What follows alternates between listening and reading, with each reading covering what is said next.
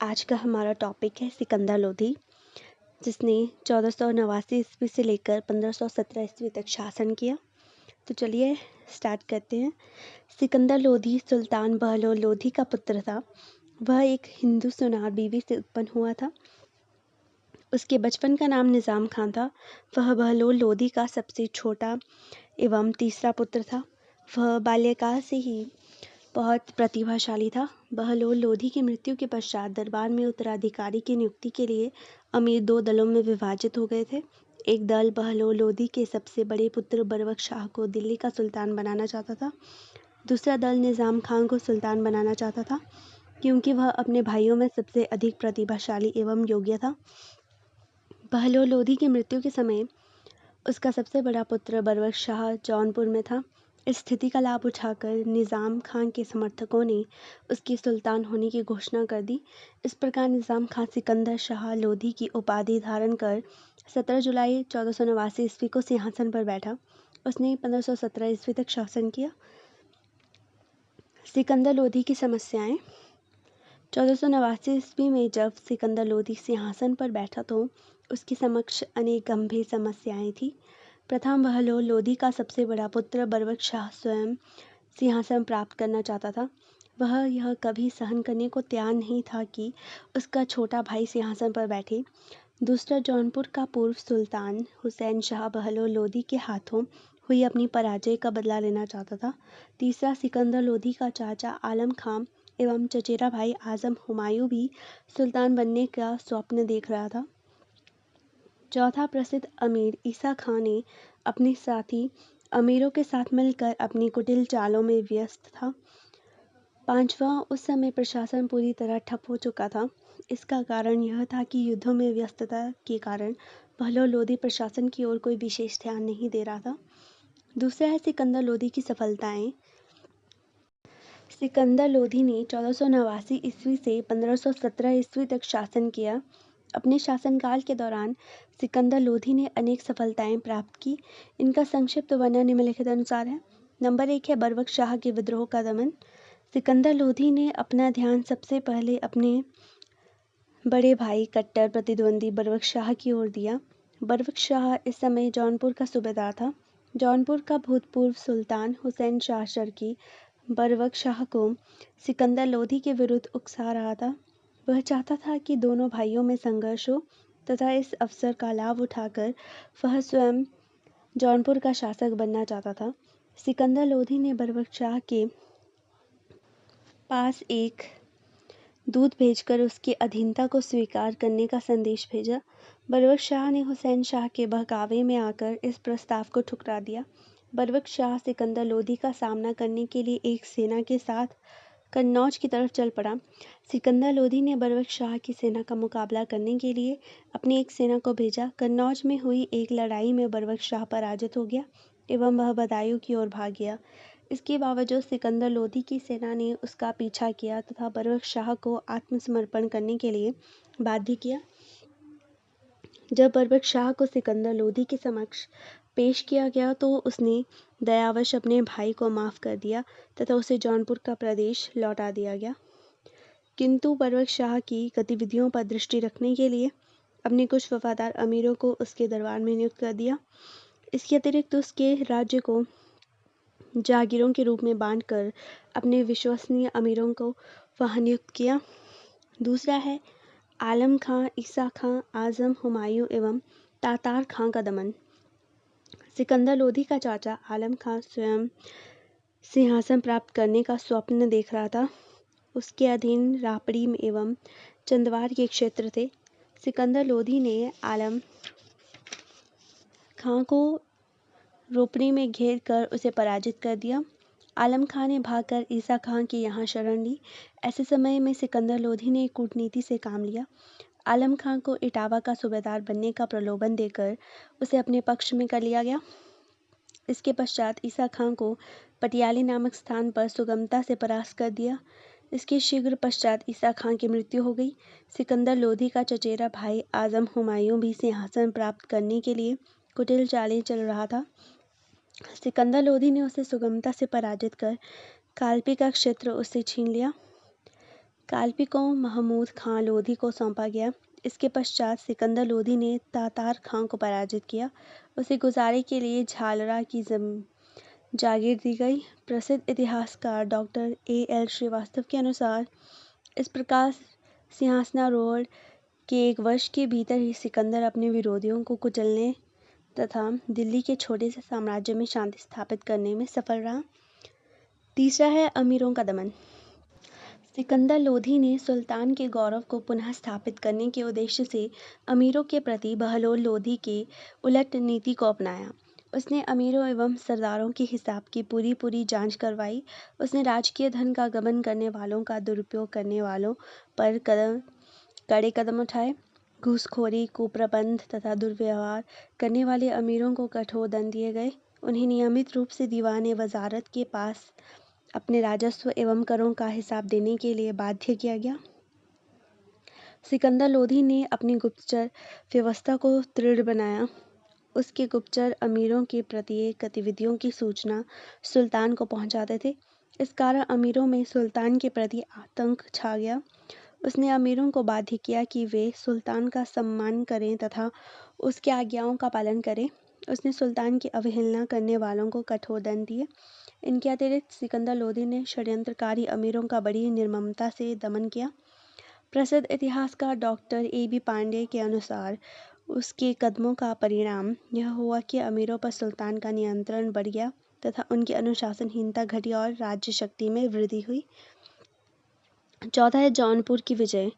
सिकंदर लोधी ने अपने बड़े भाई बरबख्श शाह को पराजित करने के पश्चात उसे जौनपुर का सूबेदार बना रहने दिया था। वह एक अयोग्य शासक था। इस स्थिति का लाभ उठाकर जौनपुर के अमीरों ने विद्रोह कर दिया। जौनपुर के पूर्व शासक हुसैन शाह शर्की ने इन विद्रोहियों का साथ दिया। इस संकट के समय सुल्तान सिकंदर लोधी स्वयं एक शक्तिशाली सेना के साथ जौनपुर की ओर बढ़ा। उसने अमीरों के विद्रोह का दमन करने में सफलता प्राप्त की। हुसैन शाह भागकर बिहार चला गया। सिकंदर लोधी ने बरबख्श शाह को सूबेदार के पद से वंचित कर एक नए सूबेदार को नियुक्त किया। पांचवा है बिहार की विजय। जौनपुर का भूतपूर्व शासक हुसैन शाह शर्की सुल्तान सिकंदर लोधी से पराजित होकर बिहार आ गया था। यहाँ पहुंचकर उसने सुल्तान सिकंदर लोधी के विरुद्ध अपने षड्यंत्रों को जारी रखा। सिकंदर लोधी इसे सहन करने को तैयार नहीं था, अतः सिकंदर लोधी अपनी सेना के साथ बिहार पहुंचा। यहाँ सिकंदर लोधी की सेना विजय रही तथा हुसैन शाह शर्की भागकर बंगाल चला गया। सिकंदर लोधी ने बिहार को अपने अधीन कर लिया। छठा है बंगाल के साथ संधि। बिहार की विजय के कारण बंगाल का शासक अलाउद्दीन हुसैन शाह सुल्तान सिकंदर लोधी से नाराज हो गया। इसका कारण यह था कि उस समय बिहार बंगाल के अधीन था। दूसरा, वह अपनी शरण में आए जौनपुर के भूतपूर्व शासक हुसैन शाह शर्की के विरुद्ध सिकंदर लोधी द्वारा की गई कार्रवाई को सहन करने को तैयार नहीं था। दूसरी ओर सुल्तान सिकंदर लोधी अलाउद्दीन हुसैन शाह से शत्रुता मोल नहीं लेना चाहता था, अतः दोनों पक्षों में युद्ध शुरू होने से पूर्व ही संधि हो गई। इस संधि के अनुसार यह निर्णय हुआ कि दोनों पक्ष एक दूसरे के क्षेत्र पर आक्रमण नहीं करेंगे तथा एक दूसरे के शत्रुओं को शरण नहीं देंगे। सातवां है राजपूतों का दमन। सिकंदर लोधी ने अपनी शक्ति को सुदृढ़ करने के पश्चात अपना ध्यान राजपूतों की ओर दिया। उसने 1502 ईस्वी में धौलपुर के शासक विनायक को पराजित कर उस पर अधिकार कर लिया। उसने 1506 से 7 ईस्वी में ग्वालियर के शासक मान सिंह के विरुद्ध सैनिक अभियान भेजे, किंतु उन्हें सफलता प्राप्त नहीं हुई। चंदेरी, नरवर, नागौर एवं रणथंभौर के शासकों ने सिकंदर लोधी की अधीनता स्वीकार कर ली। सिकंदर लोधी ने मालवा को जीतने का प्रयास किया, किंतु उन्हें सफलता प्राप्त नहीं हुई। सिकंदर लोधी ने 21 नवंबर 1517 ईस्वी को मृत्यु हो गई। आठवां है सिकंदर लोधी की धार्मिक नीति। सुल्तान सिकंदर लोधी एक धर्मनिष्ठ किंतु धर्मान शासक था। उसने मुसलमानों को प्रसन्न करने के लिए अनेक कदम उठाए। उसने उलेमाओं, मौलवियों एवं मुल्लाओं को काफ़ी प्रोत्साहन दिया। वह अपने राजकीय कार्यों में उनसे परामर्श लेने लगा। उसकी उदारता, दानशीलता एवं न्यायप्रियता केवल मुसलमानों तक सीमित थी। उसने इस्लाम को शासन का आधार बनाया। दूसरी ओर उसने हिंदुओं के प्रति भेदभाव एवं पक्षपात की नीति अपनाई। उसने हिंदुओं पर अनेक प्रतिबंध लगाए तथा उन पर घोर अत्याचार किए। उसने हिंदुओं को तलवार के बल पर मुसलमान बनाया। उसने हिंदुओं के अनेक मंदिरों एवं उनमें स्थापित मूर्तियों को तोड़वा दिया। इनमें ज्वालामुखी, मथुरा, उदगीर, नरवर, चंदेरी एवं मडरेल के मंदिर प्रसिद्ध थे। इन मंदिरों के स्थान पर उसने मस्जिदों का निर्माण करवाया। उसने हिंदुओं को तीर्थ यात्रा कर एवं जजिया कर देने के लिए बाध्य किया। सुल्तान की इस धार्मिक नीति के चलते हिंदू सिकंदर लोधी के कट्टर विरोधी बन गए। 9वां है प्रशासनिक सुधार। सिकंदर लोधी ने अपनी प्रजा को अच्छा प्रशासन देने के लिए भी प्रयास किए। उसने एक दृढ़ केंद्रीय शासन व्यवस्था की स्थापना की। उसने सुल्तान की गौरव एवं शक्ति में वृद्धि की। उसने अमीरों को सुल्तान का सम्मान करना सिखाया। उसने विद्रोही अमीरों को कठोर दंड दिए। उसने अमीरों को सुल्तान की आज्ञाओं एवं फरमानों को मानने के लिए बाध्य किया। उसने कृषि एवं व्यापार को प्रोत्साहित किया। इससे राज्य की आय में बढ़ोतरी हुई। वह एक न्यायप्रिय सुल्तान था। उसने अपराधी को कठोर दंड दिए। उसने अपने शासनकाल में वस्तुओं के मूल्य बढ़ने नहीं दिए। परिणाम स्वरूप उसके शासनकाल में प्रजा खुशहाल थी। इस प्रकार सिकंदर शाह का शासनकाल शांति, व्यवस्था, खुशहाली तथा प्रगति का था। सुल्तान फिरोज शाह की मृत्यु के पश्चात जो अराजकता फैली थी उसे सिकंदर शाह ने दूर किया। 10वां है सिकंदर लोधी का मूल्यांकन। सिकंदर लोधी लोधी वंश का सबसे महान शासक था। उसने विद्रोहियों का दमन कर राज्य में फैली अराजकता को दूर किया। मुस्लिम इतिहासकार उसे सबसे योग्य, न्यायप्रिय, उदार तथा ईश्वर से डरने वाला सुल्तान मानते थे। वह एक दयालु, उदार एवं दानी प्रवृत्ति का सुल्तान था। वह प्रति वर्ष एक विशाल धनराशि दान देने में खर्च करता था। वह गरीबों, दुखियों, विद्वानों एवं संतों को प्रचुर मात्रा में दान देता था। वह एक न्यायप्रिय सुल्तान था। वह गरीबों की प्रार्थनाएं स्वयं सुनता था तथा उनका निर्णय देता था। उसने शिक्षा के प्रसार के लिए तुलंबा से 2 दार्शनिकों शेख अब्दुल्ला एवं शेख अजीजुल्ला को बुलवाया था। उसने अपने दरबार में अनेक विद्वानों को संरक्षण दिया था। इनमें मियाँ ताहिर सर्वाधिक प्रसिद्ध था। सिकंदर लोधी ने स्वयं तिब ए सिकंदरी अथवा फरहंग ए सिकंदरी नामक एक प्रसिद्ध संस्कृत के आयुर्वेदिक ग्रंथ का फारसी में अनुवाद किया था। उसे भवन निर्माण कला से विशेष लगाव था। उसने 1504 ईस्वी में आगरा नामक नगर बसाया तथा इसे दिल्ली सल्तनत की राजधानी घोषित की।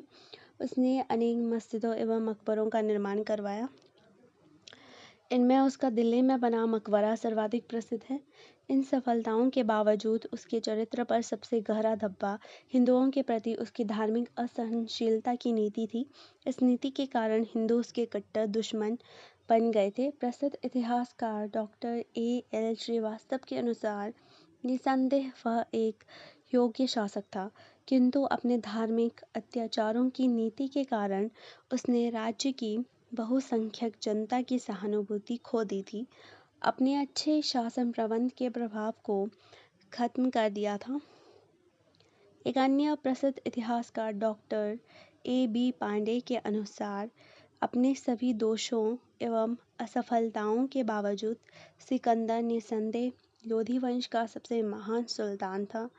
उसने अपने पिता से जो विरासत प्राप्त की थी उसमें क्षेत्रों को जोड़ा, सुल्तान की शक्ति में वृद्धि की तथा विरोधियों का कड़ाई से दमन किया।